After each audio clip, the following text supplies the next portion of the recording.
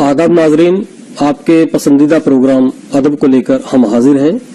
आज जिस मौजू पर हम गुफ्तगू करने वाले हैं वो है उर्दू नज़म निगारी और पंजाब। और जिन मेहमानों को हमने दावत दी है उनमें है डॉक्टर नरेश, आपका ताल्लुक पंजाब यूनिवर्सिटी से रहा है, आप खुद अदीब और शायर हैं, नज़म निगारी में आपका बहुत काम है। इन्हीं के साथ तशरीफ रखते हैं डॉक्टर अली अब्बास, आपका ताल्लुक पंजाब यूनिवर्सिटी के शोबा उर्दू से है। आइए गुफ्तगू का आगाज करते हैं और डॉक्टर नरेश साहब से ये जानना चाहिए हमें कि नज़म निगारी असल में है क्या। देखिए, एक जमाना बहुत तवील ऐसा गुजरा जी जब उर्दू में गजल ही कही जाती थी। गजल का मौजू जो था जी वो भी इत्तेफाक से रूमानी ज्यादा था। तो जब हालात बदले, अवामी बेदारी आई, समाज बदला जी 1857 के बाद खास तौर से, जी जी तो नज्म की तरफ रुजू किया हमने। जी नज्म की दागबेल तो मर्सिया निगारों ने डाल दी थी जी और नजीर अकबर आबादी ने एक मिसाल पेश कर दी थी कि नज्म ये होती है। जी बिल्कुल। मगर नज्म की आबियारी जो हुई जी वो पंजाब में हुई। जी बेशक। 1874 में जी मौलाना मोहम्मद हुसैन आजाद ने जी अंजुमन पंजाब पंजाब अंजुमन कायम पंजाब, की जी और इस अंजुमन की तरफ से जो मुशायरे हुए वो तरही मिसरे की तरह से मुशायरे नहीं थे, बल्कि मौजूदी मुशायरे होते थे। एक मौजू दे देते थे, उस पर नज्म। जी अब नज्म और गजल में फर्क क्या है? जी गजल का हर शेर मजमून के एतबार से अपने आप में एक मुकम्मल इकाई होता है। जी बिल्कुल। उसके मजमून का दूसरे शेर से कोई ताल्लुक नहीं होता। जी नज्म में अव्वल मिसरे से लेकर आखिरी मिसरे तक एक ही ख्याल है जिसको आप बयान करते हैं, एक मजमून है। और नसर के मुकाबले में हम नज्म को कहाँ रखते हैं? नहीं, नसर तो ऐसा है ना, नज्म के अंदर जो हुस्न बयान है जी वो उसमें नहीं आता, नसर में नहीं आएगा। जी जी तो एक अंदाज है बात कहने का। जी नसर में तो बिल्कुल जबकि पूरी शायरी को हमारे यहाँ नज्म कहा जाता है। नहीं, वो नज्म तो अब हम ये भी कहते हैं शेर नज्म कर रहा हूँ। जी जी जी लेकिन यहाँ नज्म लफ्ज का जो इस्तेमाल आज हो रहा है वो एक सिंफ के लिए हो रहा है, और वो सिंफ जिसकी दागबेल मर्सिया निगारों ने डाली, फिर नजीर अकबर आबादी के यहाँ परवान चढ़ी और फिर पंजाब में आके उसकी शक्ल बनी। जी तो पंजाब एक लिहाज से मूजिद है जी नज्म का। जी डॉक्टर अली अब्बास साहब, मैं आपसे जानना चाहता हूँ कि ये नज्म जो है ये कितनी किस्म की है अभी हमारे यहाँ? जी हाँ, मैं तो पहले डॉक्टर साहब की बात से आगे बढ़ाऊंगा। जी डॉक्टर साहब ने जैसा कहा कि अंजुमन पंजाब में मौजूआती नज़में पहले जी जी कही गई, तो ये सच है कि पहले उसमें मिसरा तरह दिया जाता था जी और मिसरे पे बहुत सारे लोग नज़में कहते थे। जी तो बाद में कुछ लोगों ने एतराज किया। अल्ताफ हुसैन हाली ने कहा कि ये क्या तो बंदियां हो रही हैं, मिसरे पे मिसरा लगा रहे हैं। जी जी तो उन्होंने मशवरा दिया जी कि इसको मिसरा तरह के बजाय मौजूआत दे दिए जाए। और फिर मौजू पर जब बात हुई तो उसमें सबसे पहले जो नज्म पढ़ी गई अल्ताफ हुसैन हाली ने जो पढ़ी थी और जो मौजू सबसे पहला दिया गया था वो था बरसात। जी और उसमें बरखा रुत के नाम से उन्होंने अपनी सबने अलग अलग नाम से वो नज्में कही थी। बिल्कुल। तो वहां से नज्म का एक जो फॉर्म है, नज्म की एक हैयत है और नज्म के लिए जो मौजूआत हैं जी वो बराह रास्त उर्दू अदब में शामिल हुए। और उसके बाद एक ऐसी लहर चली नज्मों की कि जो लोग नजीर अकबर आबादी को अभी तक शायर नहीं मानते थे, अब वही लोग नज़में कह रहे हैं और नजीर अकबर आबादी की नज़मों में बहुत सारी बारीकियां भी तलाश कर रहे हैं। ये सिलसिला तो कुली कुतुब शाह से भी लोग जोड़ते हैं। नहीं, ऐसा है। नज्म जिस नज्म की आप हम बात कर रहे हैं, जी ये सिंफ जो है हमारी, ये अंग्रेजी की पोएम के लिए लफ्ज इस्तेमाल हुआ है। जी जी लिरिक के लिए गीत, लिरिक के लिए पोएम के लिए नज्म। बिल्कुल। तो हम उसकी बात कर रहे हैं। आज ये मुकम्मल सिर्फ है अपने आप ये में। जो अली अब्बास अभी कह रहे थे दुरुस्त, बिल्कुल। वो एक दौर था जिसमें मौजूआत सामने आए। मौजूआत क्यों आए? क्योंकि हमारा समाज बदल गया। जी। देखिए, सल्तनतें खत्म हो गई 1857 के बाद। जी रऊसा नहीं रहे, जी उनकी सकत नहीं रही कि वो खिलत और इनामात और वो सब दे सकें, वो नहीं रहा। दरबार खत्म हो गए, महफिलें खत्म हो गई और अवामी बेदारी आई। खास तौर पर गुलामी के खिलाफ हिंदुस्तान को आजाद करना और इसराह मुआशरा। देखिए हाली और मोहम्मद हुसैन आजाद की नज़में जो हैं वो दो तरीके से उनको देखते हैं हम। एक तो ये कि कुदरती मनाजिर की नज़र, दूसरे अखलाकियात पर नज़में हैं ताकि समाज की इस्लाह हो, मुआशरा बदले, मुआशरे की कदरें बदले। और उस दौर में जब नज्म ने अपने पांव जमा लिए तो फिर ये आज तक मुसलसल उस सफर पे चल रही है। 5 दौर हमारे सामने हैं। एक तो यही हुआ हाली और आजाद का दौर, जिसको मैं अखलाकी नज्म को ही कहता हूँ। दूसरा दौर हुआ इनके बाद का दौर, जिसको मैं वाकई नज्म निगारी के हिसाब से अगर मैं देखूं तो वो एक ही शायर से शुरू हुआ दौर और उसी पे खत्म हो गया, वो अल्लामा इकबाल। उन्होंने नज्म को स्टैब्लिश करने में बहुत काम किया। अरे भाई, नज्म को शक्ल दे दी और नज्म को एतबार काबिल एतना बना दिया। और यहाँ तक कि अंग्रेजी नज्मों के तराजुम किए, गायत्री मंत्र का तर्जुमा किया इकबाल ने नज्म में। तो वो नज्म की जो एक सूरत बनी, उस सूरत को जब आगे बढ़ाया, तीसरा दौर जब आया, तो उस तीसरे दौर में हफीज जालंधरी आए, अख्तर शीरानी आए, मेला राम वफा आए, नहीं वो बात के लोग, मेला राम वफा आए, त्रिलोकचंद महबूब आए, हम ये दौर आ गया। उसके बाद तरक्की पसंद तहरीक चल पड़ी। अब तरक्की पसंद तहरीक में तो मौजूदात सामने है, किसान की बात, मजदूर की बात, गरीब की बात, इस्तेहसान के खिलाफ आवाज, वो सब चल रही है। तो इसमें पूरे हिंदुस्तान में जो मंजरनामा तरक्की पसंद तहरीक का हमारे सामने है, उसमें पंजाब ने 2 बहुत बड़े नाम दिए हैं, फैज अहमद फैज और साहिब। ठीक, उसके बाद भाई हम तरक्की पसंदों में सबसे छोटी उम्र के थे, इसलिए हम अपना जिक्र नहीं कर रहे हैं। लेकिन आपका नज़्म के हवाले से आपका उसका पंजाब के 3-4 नाम है, उसका एक सिलसिला ये है कि उसके बाद तरक्की पसंद तहरीक खत्म तो आज भी नहीं हुई, सूरत बदल गई, जिसको जदीदियत कहते हैं। वो जदीदियत में सिर्फ इतना हुआ है कि तरक्की पसंद अदीब जो थे वो मुआशरे की बात करते थे, और जदीद जो है शख्स शायर अदीब वो इंफरादी बात करता है। उस इंफरादियत में और उस इज्तिमाइयत में मसाइल एक ही हैं। तो इसलिए मैं जदीद अदब को या जदीद शायरी को तरक्की पसंदी की तौसीह कहता हूँ। तो बहरहाल हम उस तौसीह में भी शामिल हैं, आज भी नज़्में लिख रहे हैं। और ये नज्म के जो अलग अलग शक्लें हैं जी, मोरा नज्म है, आजाद नज्म है, नसरी नज्म है, तो इनके बारे में थोड़ा बताइए।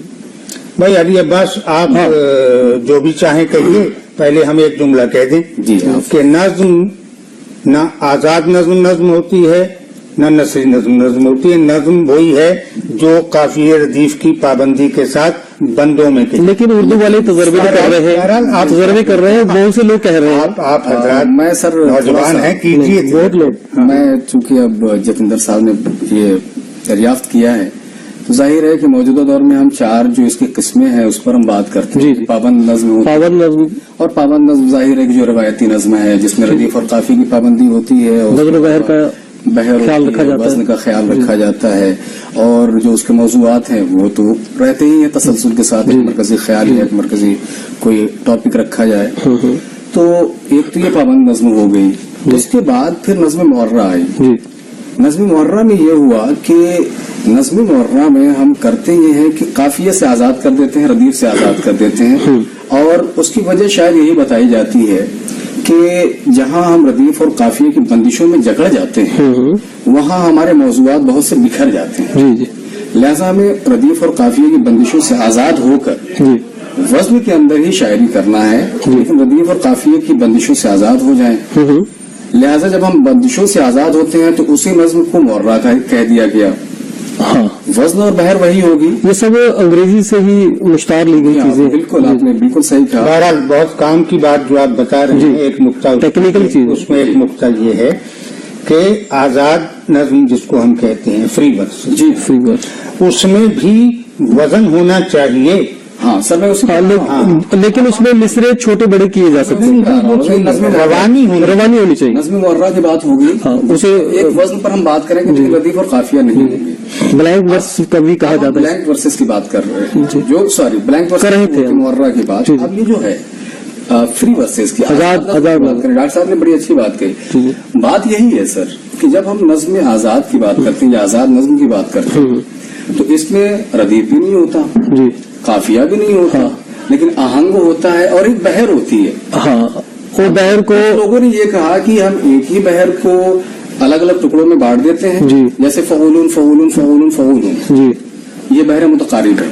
जी, अब हमने फ़ऊलुन फ़ऊलुन एक मिसरे में लिया, दूसरे मिसरे में फ़ऊलुन फ़ऊलुन फ़ऊलुन ले लिया, तीसरे मिसरे में फ़ऊलुन फ़ऊलुन फ़ऊलुन फ़ऊलुन, और छोटा कर दिए तो उसे बड़ा कर दिए, एक ही बहर को अलग अलग हिस्सों में टुकड़ों में बांट लेते हैं। जी जी आहंग वही होगा, जी, बहर एक ही होगी, उस बहर को हमने मुख्तलिफ हिस्सों में बांट दिया तो वही नज्म आजाद हो गई। नज्म ज्यादा, ऐसा नहीं है कि बहर से खारिज होगी, लेकिन इससे लोगों ने बहुत तजर्बे किए। का बहर है क्या?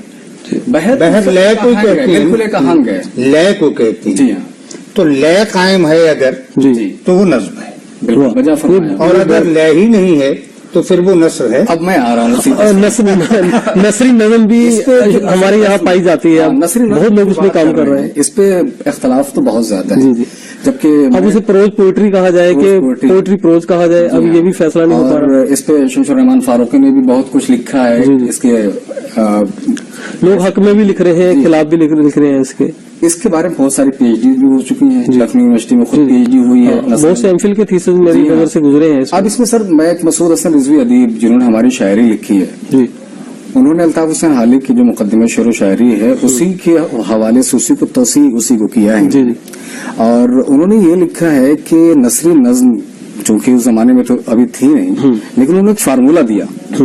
उन्होंने फार्मूला ये दिया कि हम शायरी किसे कहें। पहली चीज तो ये है, जी, हम शायरी जब करते हैं तो उसमें इख्तिसार को सबसे अहम मानते हैं बेशक, और एक ख्यालात की बुलंदी को अहम मानते हैं कि ख्यालात की बुलंदी के साथ किसी भी मौजू को या किसी भी बात को मुख्तसर तौर पर कहा जाए जिसमें एक खूबसूरती हो और सामने वाला एक एहसास एक जज्बे को लेकर उठे या सुनने वाला एक जज्बे को लेकर उठे। अब जो नसरी नज्म आई इसमें इख्तिलाफ ये हुआ कि लोगों ने यह कहा कि जिनको शायरी नहीं आती उन लोगों ने इसकी इजाद कर दी। वो शायरी बहर में कर नहीं सकते, वज़न में कर नहीं सकते, लिहाजा चलो भाई एक नसरी नज्म कर ले। जी, उसमें लेकिन अगर ये दस्त दराजी जी, गजल के साथ न हुई होती हाँ, तो नज्म में भी नहीं होती। तो आजाद गजल का आजाद मामला गजल, है। नसरी गजल, हाँ, आजाद गजल का जो अब बहुत से अब ऐसा है जी कि आप गजल कह रहे हैं, आपको बहर का ख्याल नहीं, वजन का ख्याल नहीं, काफिये का ख्याल नहीं, तजीफ का ख्याल नहीं, जिद ये है कि इसको गजल मान लीजिए। हाँ, इसी की आजाद गजल का आजकल दोहा गजल भी कही जा रही है। भाई अब आप कल कविता लिखिए और कहिए कि गजल हो गई। तो गजल के अपने लवाजमात हैं। जी जी, हर शेर मजमून के एतबार से एक मुकम्मल इकाई होगा, बिल्कुल। काफिये रदीफ का पाबंद होगा जी, जी। और सोच समझ के कहा गया होगा। जी हाँ, ये बहुत जरूरी है। ये तजर्बे शायर करते रहे हैं, बहुत से तजर्बे इसमें नाकाम भी हुए हैं। आप देखिए कितने तजर्बे करें न करें, जी। सवाल ये है कि जो हैयत तय हो चुकी, जी, अगर आपको बहर नहीं मालूम है, वजन नहीं मालूम है, काफिया दीपक की पाबंदी आपको मालूम नहीं कैसे की जाती है, तो कुछ और कह लीजिए। अगर सलाहियत है तो ये क्या जिद है कि आप गजल ही कहेंगे, तो दोहा ही कहेंगे। तो डॉक्टर साहब क्या इसका ये माने लिया जाए कि जो लोग गजल ठीक से नहीं कह पाते थे उन्होंने ही नज्म की तरफ सोचा? ऐसा नहीं। देखिए नज्म की तरफ क्यों आगे? नज्म की तरफ इसलिए आए कि मौजूआत जो थे वो गजल की साख्त में फिट नहीं बैठ रहे थे। दो मिसरों में बात नहीं कही जा सकती थी। हिंदुस्तान के अवाम को बेदार करना था। इकबाल ने कहा गरमाओ गुलामों का लहू ज़ौक़ यकीन से। जी, तो वो बात इसमें नहीं आ रही, इसमें नज़मी की। अब देखिए तरक्की पसंद तहरीक में भी मजरूर सुल्तानपुरी बुनियादी तौर पर गजल के शायर हैं, लेकिन नज़में कहीं जी, शायर गजलें भी कहते थे। जी जी, सरदार जाफरी, कैफी आजमी, जी जी, और फिर फैज की नज़में देख लीजिए आप, फैज की गजलें देख लीजिए। हर मकाम पर आपको एक सतह मिलेगी जिस पर से वो गुफ्तगू हो रही है। शायर को देख लीजिए आप, एक फिल्म में लोरी लिख रहे हैं जी, अब लोरी में एक मिसरा दे रहे हैं, बेड़ियां लेके लपकता हुआ कानून का हाथ। क्या बात जी। अब आप बताइए लोरी में कहाँ गुंजाइश है तरक्की पसंद तहरीक? लेकिन वो ले आए, मगर वो कमिटमेंट है ना साहिब का अपना। जी जी, वो ले आए, उसको लाके उन्होंने वो मिसरा वहाँ बना दिया। जी। तो हमारे यहाँ मैं पंजाब के हवाले से इसलिए इन दोनों हजरात की बात कर रहा हूँ। हमारे बड़े अहम शोरा फैज और साहिर ने पंजाब ने उर्दू अदब को, उर्दू दुनिया को नज्म दी जी, और नज्म के बड़े शायर बिल्कुल सर, हाली दिए, मोहम्मद हुसैन आजाद दिए, तिलोक चंद महरूम दिए, मेला राम वफा दिए, फैज अहमद फैज दिए, साहिर लुधियानवी दिए, बड़े लोग दिए। तो पंजाब का जो कंट्रीब्यूशन है, और पंजाब के जिक्र के बगैर उर्दू नज्म की तारीख रकम नहीं की जाए। वही नहीं सर, तो ये अंजुमन लाहौर में तो शुरू हुआ सारा ये मामला नज्म का, नज्म को शक्ल जो है शुरू हुआ। जी।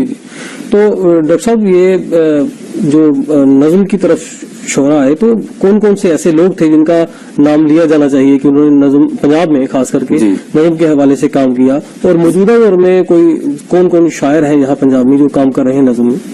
अब अगर देखा जाए तो पंजाब में नज्म की तो शुरुआत ही हुई है जी जी, और सबसे बड़े नामों में जो पूरा खुद अहद थे, जिनका नाम डॉक्टर साहब ने लिया कि इकबाल जी, वो खुद अपने आप में एक अहद थे।